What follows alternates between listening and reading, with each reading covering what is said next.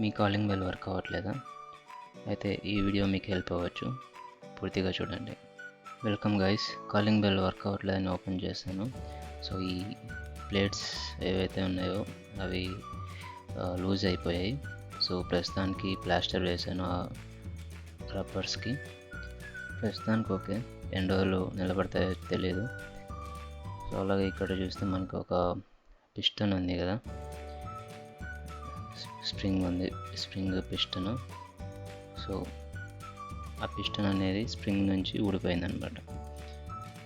యాక్చువల్గా ఆ పిస్టన్ ఆ స్ప్రింగ్కి అటాచ్ అయి ఉండాలి. అప్పుడు మనకి ఆ స్ప్రింగ్ యాక్షన్ వర్క్ అయినప్పుడు మనకి ఫస్ట్ డింగ్ అని కొట్టాక తర్వాత డాంగ్ అని కొడుతుంది. ఇప్పుడు ఏం చేయాలంటే ఆ స్ప్రింగ్కి మొదట్లో చిన్న రింగ్ ఉంది కదా, దాన్ని కొద్దిగా ప్రెస్ చేయండి. సో అలాగే ఆ పిస్టన్ని పట్టుకొని బయటికి లాగేటప్పుడు అలాగే ఆ రింగ్ని ఆ పిస్టన్కి ఉన్న ఒక గ్యాప్లో లాక్ అవుతుంది.